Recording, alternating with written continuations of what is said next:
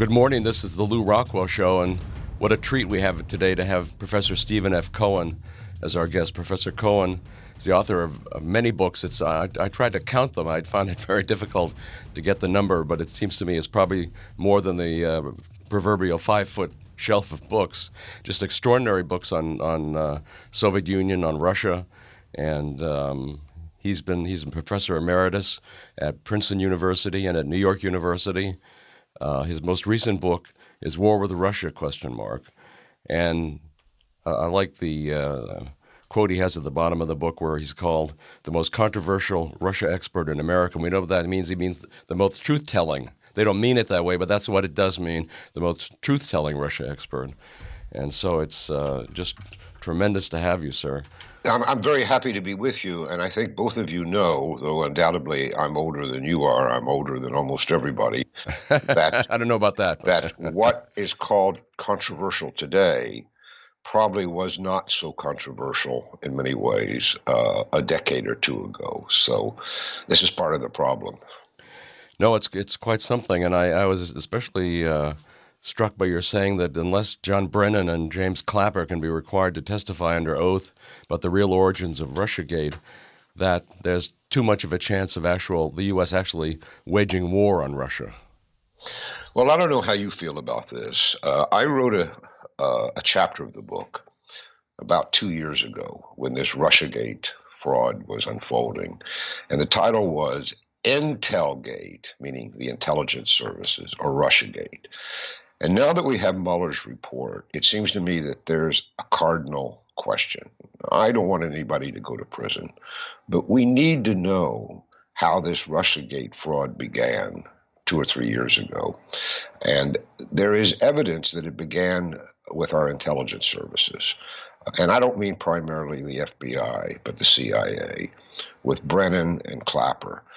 The reason we need to know that, I think, Mr. Rockwell, is that not to punish anybody, but if it's true that the American intelligence services were way off the reservation, that is, in trying to destroy Donald Trump as a presidential candidate, we know they now have abused their powers in ways that they could do so again.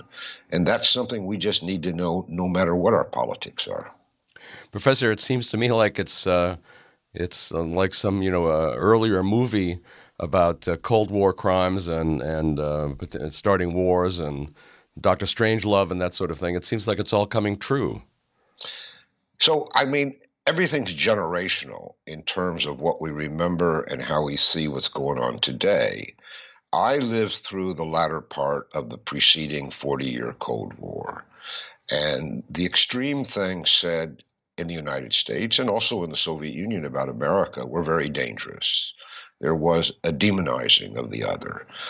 And we went through the period known as McCarthyism, where American citizens, for just having their own thoughts about international relations, were badly damaged. I have to say that I don't remember it being this bad as it's been the last couple of years back then, for this reason. Back then, particularly in the 70s and 80s, when I entered the field of Russian studies and public life, it was two hands clapping in this country. You had a lot of people in this country saying this is not the way to talk, this is not the way to conduct relations with the other nuclear superpower. But today, there's just a handful of us, yourself included, I know, who are saying that this is dangerous and that if we're going to avoid some sort of catastrophic outcome in our relations with Russia or any other country, we need to have a vigorous debate in this country about the issues, and we have not had it. For 2 years, we've slipped 3 years maybe, ever deeper into a new and more dangerous Cold War. That's the overarching thesis of my new book, War with Russia, and we have done so without any public debate whatsoever.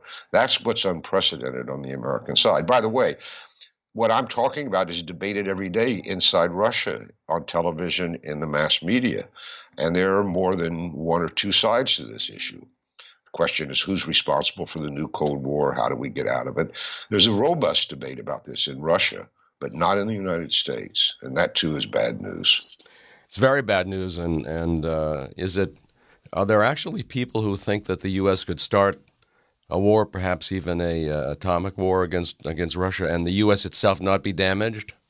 I mean, do they really think that, or are they willing to take X number of casualties as long as they're under a mountain in West Virginia?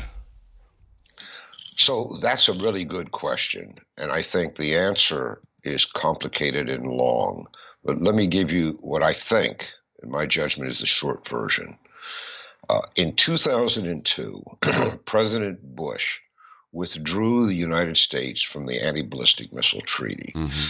Now, the importance of that treaty was that neither side could deploy so-called missile defense systems because both sides, American and Russian, needed to know that if they attacked with nuclear weapons, they too would be destroyed.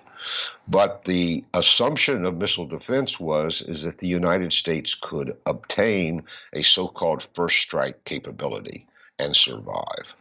So what did Russia do? Now, this is almost reported not at all here.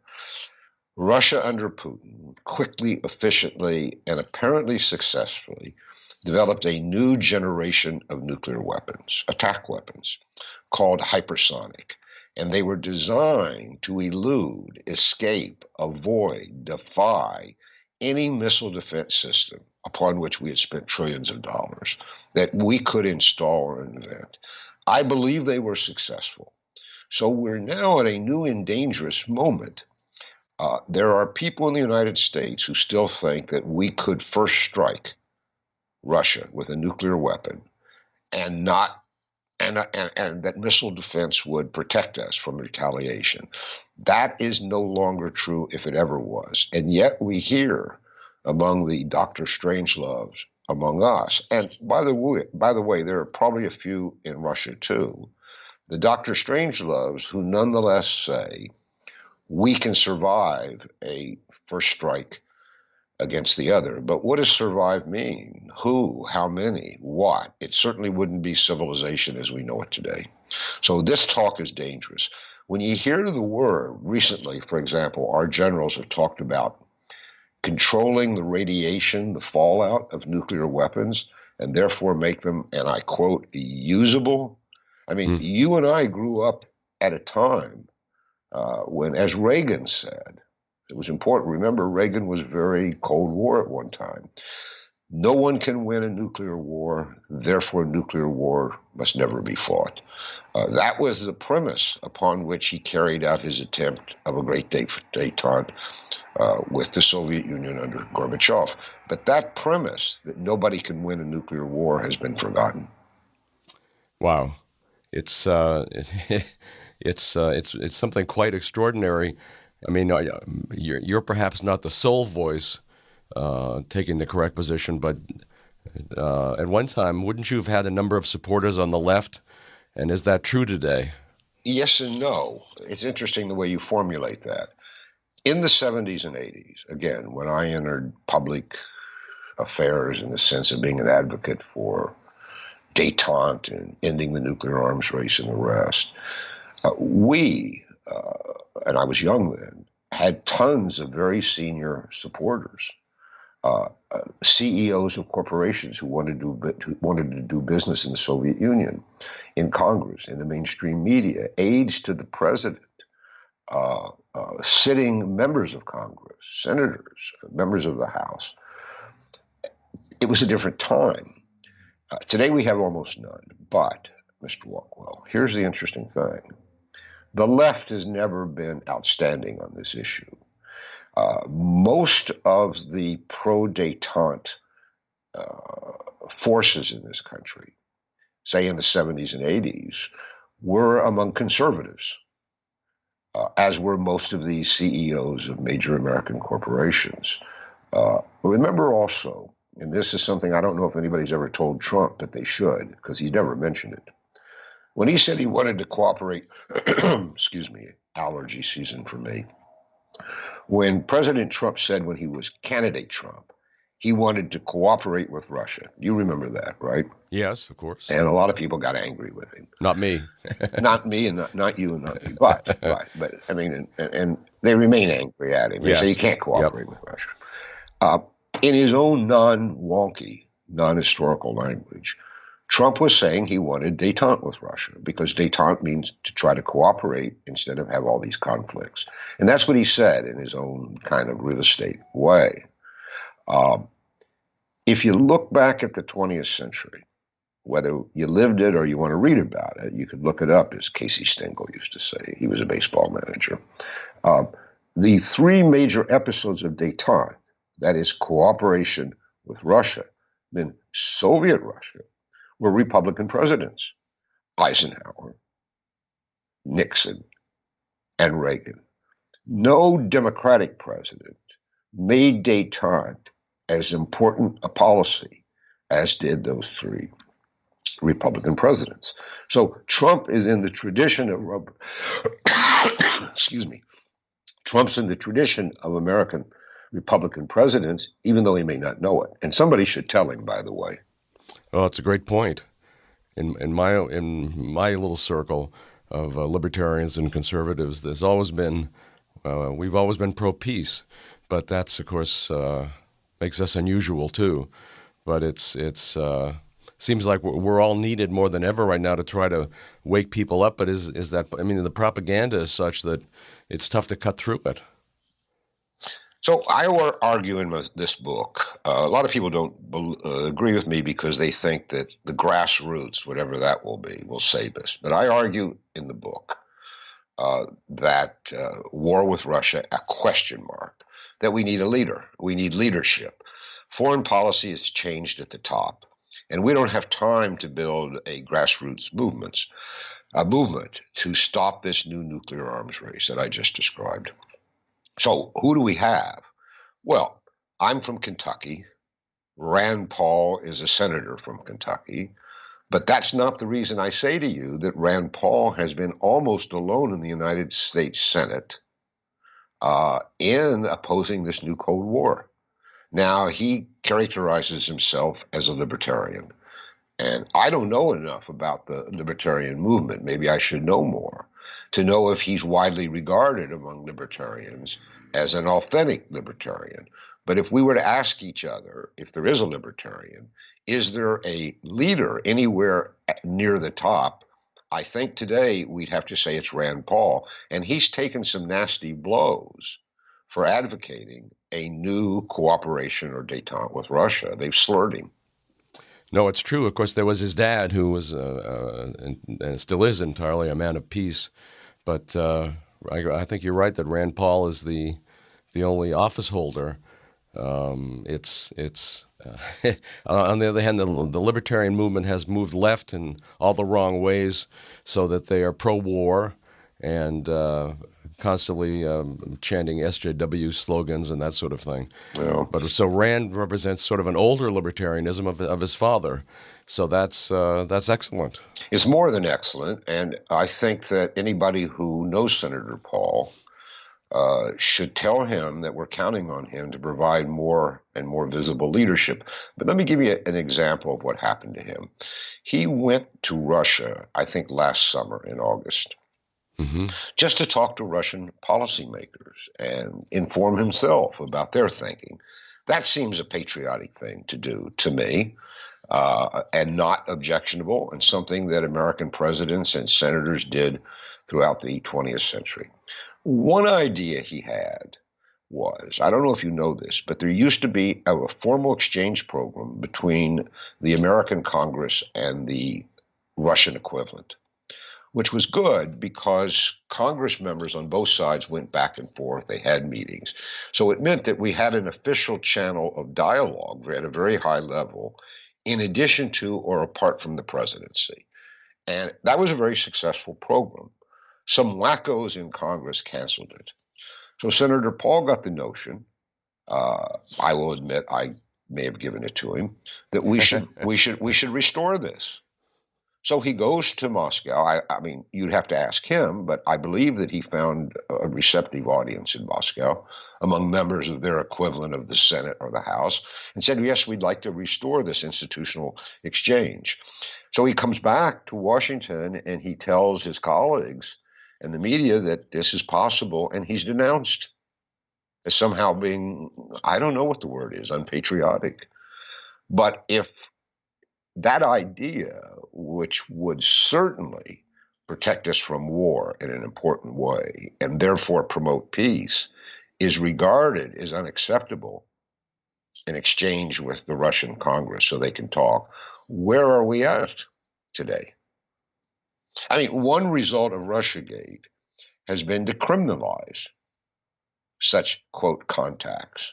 I mean, all sorts of contacts were developed with Soviet Russia by the American government, by scholars, by cultural figures in the 20th century, and that helped keep us safe from nuclear war. Literally, I don't exaggerate, Mr. Rockwell. If you look at the accusations made against Trump and his associates in the media, contacts, that's their word, are criminalized. Yeah. I mean, they could indict me and put me away for the rest of my life, however brief the remainder is, because I've had thousands of contacts with Russians, of high and low, over the years, and continue to have them. So when they say that an exchange with Russian policymakers is somehow a suspicious contact, this is a desperate situation. Do you think that Clapper and Brennan will be called upon to testify? It's really interesting, isn't it? I don't know if you listen to, and I don't want my wife or anybody to know that I actually watch Hannity from time to time.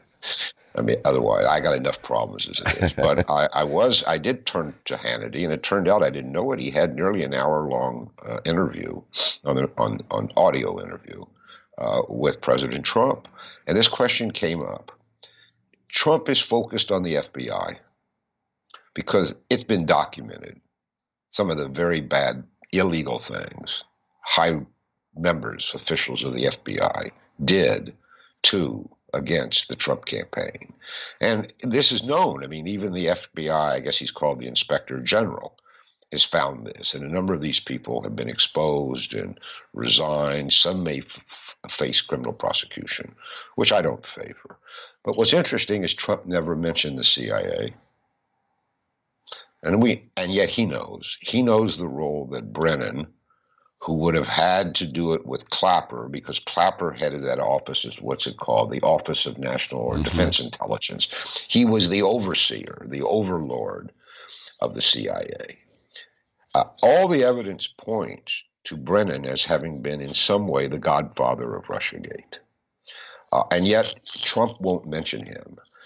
You remember that Senator Schumer warned Trump, not in a friendly way, when Trump was critical of the intelligence agencies during the campaign, or maybe after he was president. Schumer, the leader of the Democrats in the Senate, warned Trump. I don't remember the exact quote, but if you mess with those people over at the CIA, they can mess you up every day of the week and twice on Sunday. He said something like that. Do you remember that? I sure do, yes. So what did that mean? I mean, Schumer was standing in front of a microphone with prepared notes. That wasn't off the cuff. Trump was being sent a warning, I think, by the representatives of the CIA and other intelligence services that he better not mess with them.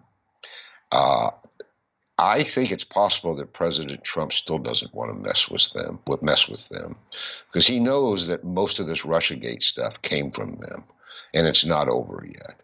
But I would like to see, and I don't want anybody to go to prison, I would like to see, do you remember the church? Are you old enough to remember the Church Commission of the 1970s? Gosh, I sure do. So Frank Church was from Idaho, I think. Yes. And he was a fairly characteristic Democratic liberal. But he was deeply worried that the intelligence services were off the reservation, and with a very conservative, I think it was John Tower, but I don't remember, conservative Republican from Texas, they formed a bipartisan Senate commission to look into, this is back in the 70s, what the intelligence services had been doing. And what they found out is that they were assassinating people. They were planning false stories in the American media.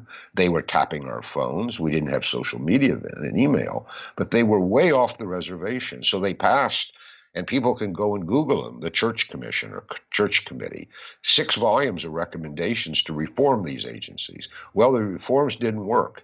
But what we need, whether you're a libertarian, a Republican, a Democrat, a lefty or righty, conservative or liberal, we need the most transpartisan, official investigation of the origins of Russiagate and the role played in those origins by the intelligence services. We need to know that so that it won't happen again.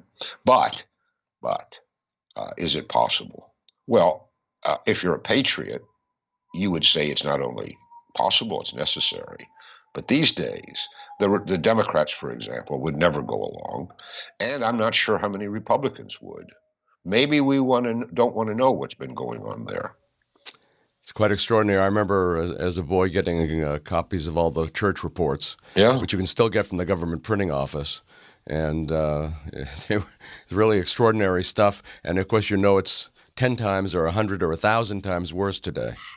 Well, we maybe you're right, Mr. Rockwell. Maybe it's manyfold worse. But the fact is, neither you or I know because it's so secret. So it's reasonable for all of us, regardless of where we are on the political spectrum, because it affects everyone, from left to right, from libertarian to non-libertarian. These people have immense power, and it's secret. So I would think that anybody who cares about this country, from any perspective, whether it's civil liberties or national security, would join in calling for an open investigation. And I would go farther. I would say that everybody who testifies under oath would be guaranteed immunity for prosecution for anything they did in the past, during Russiagate, for example. But if they lie under oath during this investigation, they will be prosecuted for perjury. So start all over. Nobody goes to jail for what they did in the past, but they go to jail if they lie about what they did in the past. I think that would be a fair way to proceed. Well, it's a tremendous idea. It's certainly something that's unbelievably needed, and the CIA has been a rotten organization from the days it was founded, and really, I guess its OSS predecessors too, and they're out of control. So something has to be done, or we're just going to have a totalitarian warfare state. So the question is, something has to be done, and what is it? And you and I may disagree on a lot of issues. My wife disagrees with me on a lot of issues. My friends disagree with me on a lot of issues. But if we could agree on this, that we need to know what happened, what the intelligence agencies were doing, we ought to be able to agree on this. So I guess the answer is all of us, from our position on the political spectrum, push for this. Not in a malicious way, not in send them to jail and lock them up, but that there is forgiveness if you tell the truth about what happened, not if you perjure yourself when you testify now. If all of us were to push for this idea, we might get some traction. It's a tremendous idea, and just the latest tremendous idea from you, your extraordinary life of scholarship and pro-peace studies and pro-peace activism is an inspiration to all of us, Professor Cohen. Well, I appreciate that. I don't know it's true, but some people ask me, how do you get to be emeritus, which means retired with benefits, at 2 universities? Because I'm emeritus at Princeton and New York University. And the answer is simple. You get really old. You need a lot of years to be emeritus. However, it comes with benefits. I have terrific, medical insurance from 2 universities. So, as one of my mother-in-laws, my first one, used to say, getting old ain't easy, but it does have some benefits. And one is remembering what has happened, because we are so non-historical, ahistorical in the way we discuss our public affairs today, that may be the worst, that we learn lessons we've long since forgotten. Professor Cohen, thank you. Keep it up. Thanks so much for coming on the show today. And of course, we'll offer your book and all your other books as well with this podcast. And you're wonderful. Well, I mean, you and I are the only two. No, I'm joking, but I'm very grateful for the opportunity to speak to your people, to be on your platform, and to talk to you personally, since we've never met. Thank you, sir. Best regards. Bye-bye. Well, thanks so much for listening to the Lew Rockwell Show today. Take a look at all the podcasts. There have been hundreds of them. There's a link on the LRC front page. Thank you.